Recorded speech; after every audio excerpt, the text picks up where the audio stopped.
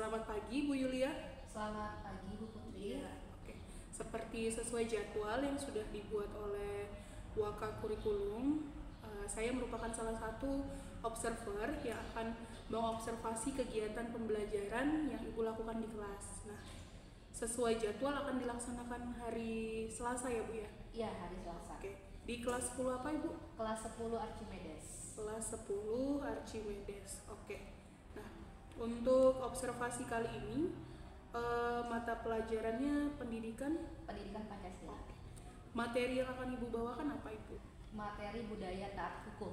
Budaya taat hukum. Nah, tentunya ketika menyampaikan materi pasti ada tujuan pembelajaran yang ingin Ibu capai. Nah, tujuan pembelajaran yang ingin Ibu capai apa saja Bu? Tujuan pembelajaran yang dicapai yang pertama adalah agar peserta didik mampu menjelaskan tentang budaya taat hukum, dan yang kedua agar peserta didik mampu menerapkan perilaku budaya taat hukum di Indonesia sesuai dengan peraturan, dan yang ketiga agar peserta didik mampu menganalisis tentang budaya taat hukum di Indonesia. Oke, berarti semua tujuannya berkenaan dengan budaya taat hukum yang ada di Indonesia pastinya ya Bu ya? Iya Bu. Oke. Nah, untuk mencapai tujuan pembelajaran tersebut tentunya ada area pengembangan yang mau Ibu capai, baik itu kemampuan secara kognitif maupun psikomotorik dan juga sikap. Kira-kira area mana yang ingin Ibu fokuskan untuk Ibu kembangkan? Tentunya ketiga area ini yang ingin saya fokuskan untuk saya kembangkan, mulai dari kognitif, dari pengetahuannya, yang mana peserta didik harus mengetahui tentang budaya taat hukum sesuai dengan tujuan pembelajaran tadi.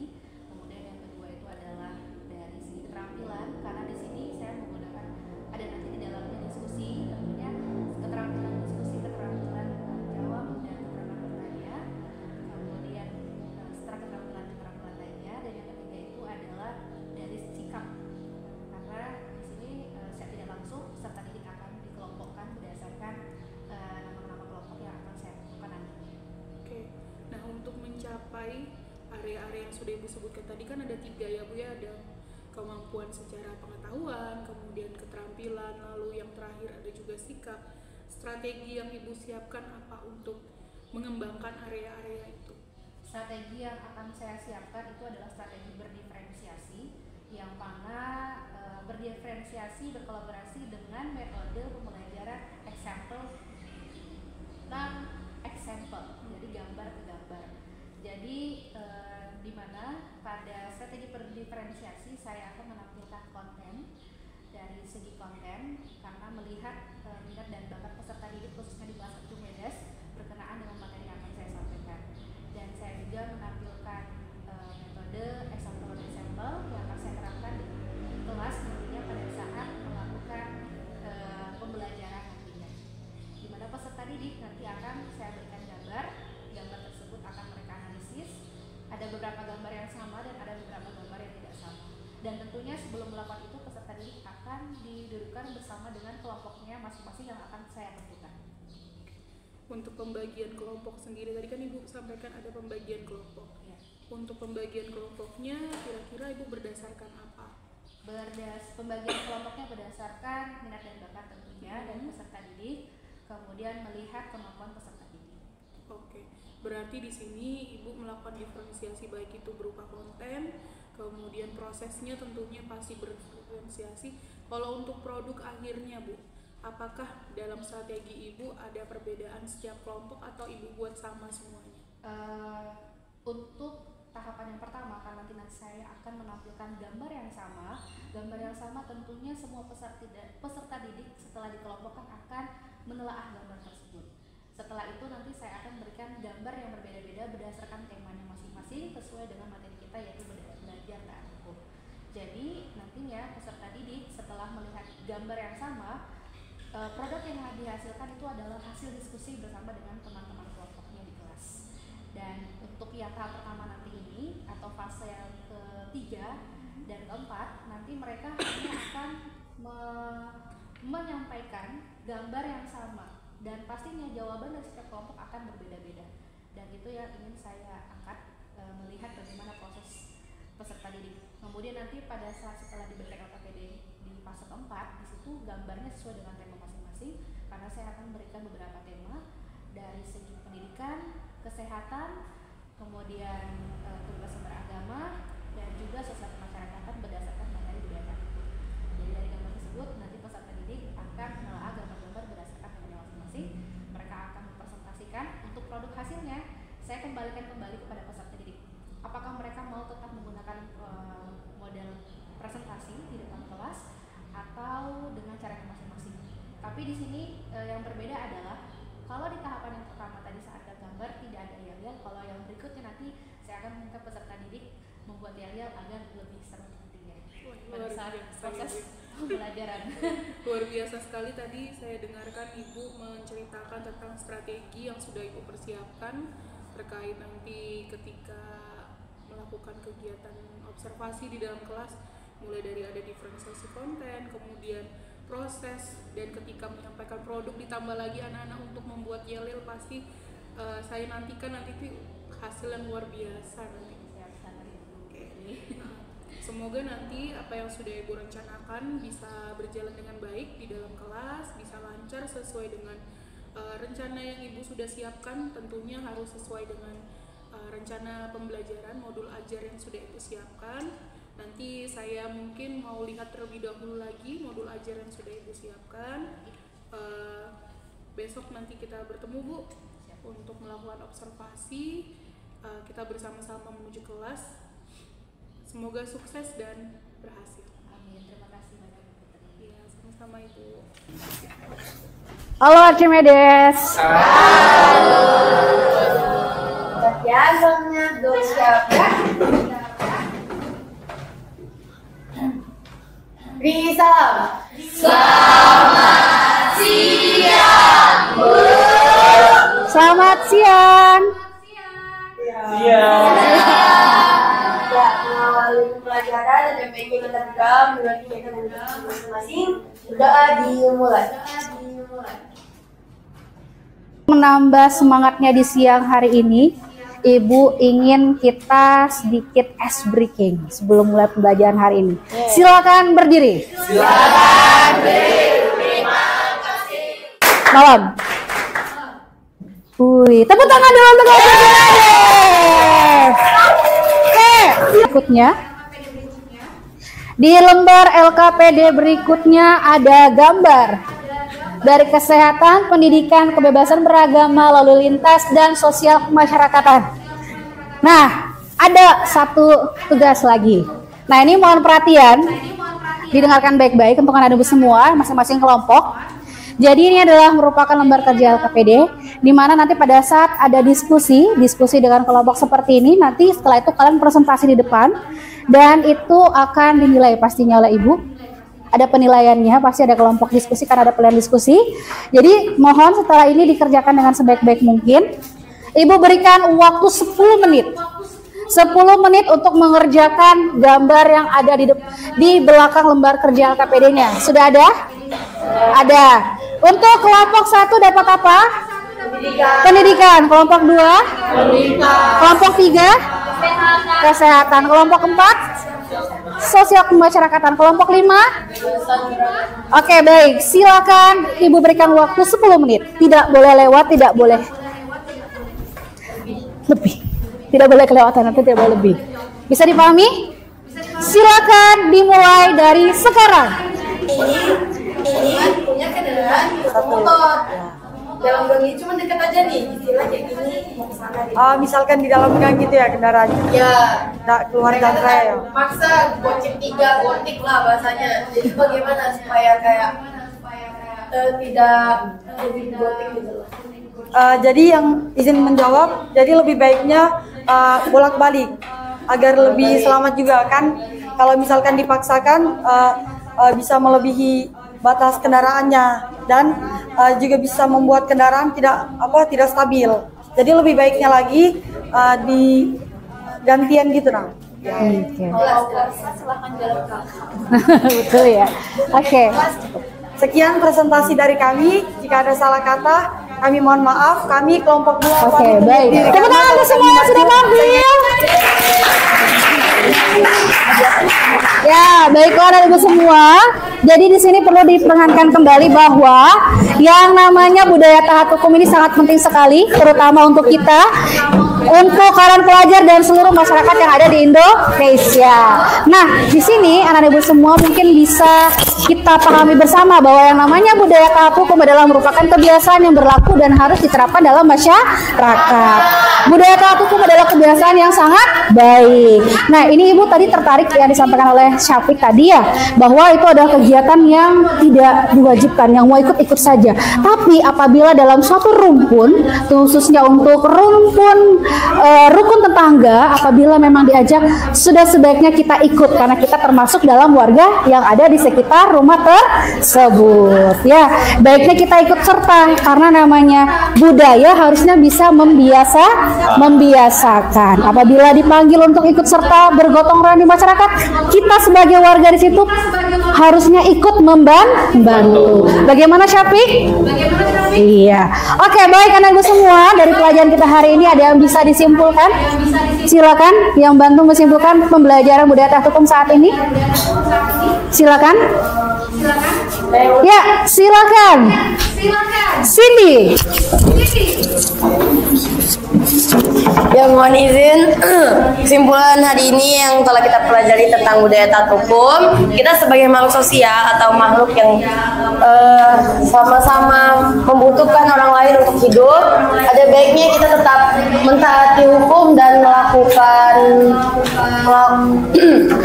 menaati hukum dan maksudnya tuh kayak tetap berjalan seperti biasa dalam kehidupan kita, tetapi harus taat kepada aturan yang telah dilakukan dan paham kepada norma setempat. Itu saja yang dapat saya sampaikan. Terima kasih. Terima kasih. Bagaimana yang lain sama? Oke, baik. Tepuk tangan untuk sini. Anak-anak Ibu semua, kita sampai pada pembelajaran di akhir saat ini. Bagaimana perasaannya setelah mempelajari materi budaya taat hukum? Bagaimana pembelajaran hari ini? Seru. Oke, Ibu yakin kembali untuk materi pekan depan kita akan belajar tentang norma-norma hukum yang berlaku di Indonesia. Oke, untuk lembar refleksinya nanti di akhir pembelajaran silakan dikumpul di atas meja Ibu ya. Oke, untuk budaya taat hukum bisa dipahami semua? Bisa diterapkan di masyarakat? Bisa. Oke, baik, silakan. Ini kita sudah selesai pembelajaran kita hari ini. Silakan disiapkan. Ya, sebelumnya duduk siapkan. Mengakhiri aktivitas kita pada hari ini lanjut pembelajaran. Kemudian kita berdoa. Doa dimulai. Doa selesai. Sekarang di tempat. Gerak. Oke, untuk lembar refleksinya nanti dikumpul ya. Oke, setelah ini silakan dikumpul ya. Selamat siang Bu Yulia. Selamat siang Bu Putri. Oke. Berdasarkan hasil observasi yang sudah saya lakukan waktu tanggal 29 Oktober lalu di kelas Ibu, di kelas 10 Archimedes ya Bu ya? Iya. Oke. Nah, kira-kira menurut Ibu ketika Ibu sudah melaksanakan kegiatan pembelajaran waktu itu, ada nggak hal-hal yang menurut Ibu masih belum sesuai atau masih kurang, atau bisa dikatakan kelemahan atau yang belum sesuai lah dengan apa yang sudah Ibu susun waktu itu? Baik Bu Putri, tentunya pada saat pelaksanaan proses pembelajaran di kelas itu ada beberapa kelemahan. Yang pertama itu adalah manajemen waktu. Saya kelebihan 10 menit dan itu yang selalu menjadi permasalahan saya ketika di kelas, karena memang ada beberapa rangkaian fase-fase pembelajaran yang saya gunakan pada saat di kelas, dan itu yang menjadi salah satu kelemahan terbesar saya pada saat ini. Memang ya, waktu saya melakukan observasi agak lama kayaknya karena terbawa suasana, anak-anak juga sangat menikmati jalannya kegiatan pembelajaran. Dari yang saya lihat juga sebenarnya Ibu sudah menguasai menguasai kelas, membuat suasana nyaman di dalam kelas, anak-anak juga terlibat aktif di dalam kelas dengan strategi Ibu example. Ya, itu. Nah, kira-kira kalau tadi kan kelemahan Ibu manajemen waktu, kelebihan Ibu menurut Ibu apa yang sudah Ibu lakukan di dalam kelas sehingga siswa itu seperti yang saya sampaikan tadi kan siswa merasa nyaman di dalam kelas, aktif. Nah, kelebihan Ibu apa sehingga bisa menyebabkan hal itu terjadi?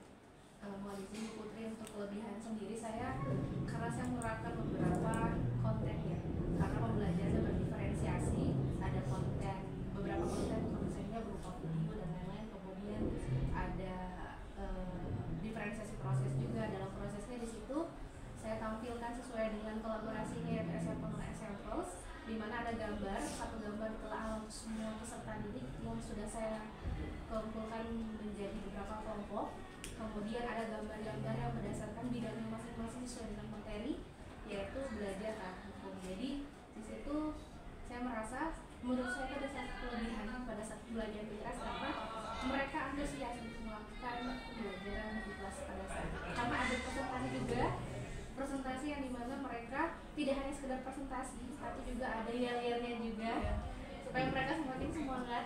Dari tengah-tengah itu juga saya menghidupkan beberapa jargon, mungkin bisa lihat oleh Bu Putri pada saat itu seperti apa. Luar biasa, waktu saya lihat juga kan anak-anak semangat menyampaikan yel-yelnya di kelas gitu ya Bu ya. Nah, dari kelebihan dan kekurangan yang Ibu sampaikan, kira-kira dari hasil yang sudah Ibu laksanakan ke depannya, apa sih yang ingin Ibu perbaiki? Mungkin tadi kan ada kekurangannya, manajemen waktu dan sebagainya. Dari hasil refleksi Ibu tadi tentang kelebihan dan kekuatan Ibu, ke depannya apa yang ingin Ibu perbaiki mungkin? Baik, mohon izin Bu Putri, ke depannya saya ingin perbaiki dari diferensi konten saya sih, yang ingin saya perbaiki dan prosesnya supaya lebih variatif lagi agar peserta didik tidak bosan, karena saya tidak mungkin itu terus yang saya harus sampaikan. Saya harus punya strategi yang lebih banyak lagi agar peserta didik tidak bosan dan jenuh pada saat di kelas. Dan juga saya harus bagaimana caranya meminimalisir supaya waktunya tidak kelebihan lagi seperti hari Selasa tanggal 29. Jadi saya berpikir bahwa ini harus saya perbaiki karena memang tidak baik kalau melewati waktu yang sudah dibatasi. Ya, apalagi pembelajaran PKN kan. Iya, rasanya kalau misalnya di dalam kelas kita tidak menyiapkan sesuatu yang menarik, anak-anak kan terkadang merasa bosan, jenuh kayak gitu kan Bu ya. Nah, jadi kedepannya untuk, kalau misalnya saya lihat kan waktu Ibu saya observasi ada beberapa konten yang menarik lah saya lihat, mulai dari berbagai macam konten. Kira-kira apakah kedepannya Ibu akan melakukan diferensiasi konten saja atau nanti ada diferensiasi yang lain, mungkin proses atau produk? Kalau kemarin kan mungkin produknya masih sama ya Bu ya. Nah, kalau kedepannya gimana Bu? Apakah akan dilakukan atau tidak? Bagi Putri, untuk kedepannya yang harus saya perbaiki kedepannya, mudah-mudahan saya bisa sampai ke diferensiasi produk yang lebih jelas dan tidak gitu saja. Jadi harapannya anak-anak memang benar-benar bisa meluangkan kreativitasnya pada saat proses pembelajaran sesuai dengan fase-fase yang sudah saya berikan. Karena kan kemarin saya lihat produknya mereka mempresentasikan hasilnya tapi masih dalam bentuk yang sama. Mungkin nanti kedepannya kalau PKN kan pendidikan Pancasila bisa berbagai macam hal dilakukan. Mungkin mereka membuat infografis, mereka membuat poster, mereka membuat artikel dan sebagainya. Itu kan sudah bentuk dari diferensiasi produk. Nah, kalau misalnya dari proses sendiri, kalau kemarin kan saya lihat mereka berdiskusi. Nah, kira-kira apakah di situ nampak diferensiasi prosesnya? Pada saat kemarin di kelas Archimedes itu nampak ya, menurut saya nampak ya Bu Putri, karena memang dari yang fase pertama satu gambar ditolak oleh semua kelompok, kemudian fase berikutnya itu saya berikan gambar yang berbeda-beda berdasarkan bidangnya masing-masing sesuai dengan materi yang saya sampaikan. Itu terlihat prosesnya bagaimana mereka yang awalnya tidak begitu mengetahui, hanya beberapa saja, tapi setelah dibagikan sesuai dengan tema berdasarkan materi yang saya berikan juga, itu terlihat mereka bisa jauh lebih banyak sesuai dengan tujuan belajarnya itu penerapan. Jadi mereka lebih banyak mengetahui tentang ternyata ketika budaya taat hukum itu seperti ini dan penerapannya bagaimana di masyarakat. Kalau memang dari saya lihat memang dari konten, kemudian dari prosesnya, hanya memang sudah Ibu melakukan diferensiasi, karena kan sebenarnya berdiferensiasi itu bukan berarti kita membeda-bedakan anak dengan berbagai macam model pembelajaran, tapi mereka bisa merasakan hal yang sama ketika di dalam kelas walaupun dengan cara yang berbeda-beda seperti itu. Mungkin untuk kedepannya yang produk itu bisa dikembangkan lagi ya. Karena kalau saya lihat penguasaan ibu di kelas itu sudah luar biasa, membuat siswa nyaman, siswa aktif, dan mereka itu merasa biasanya kan pelajar itu kan bosan, ngantuk. Ini tidak terlihat sama sekali, mereka sangat bersemangat, mereka sangat antusias ketika kegiatan pembelajaran. Sudah bagus. Kira-kira rencana selanjutnya setelah saya melakukan observasi ini, mungkin kan ada beberapa hal yang sudah ibu pelajari, ibu refleksikan. Kedepannya selanjutnya untuk pembelajaran ibu kedepannya apa yang mau ibu siapkan?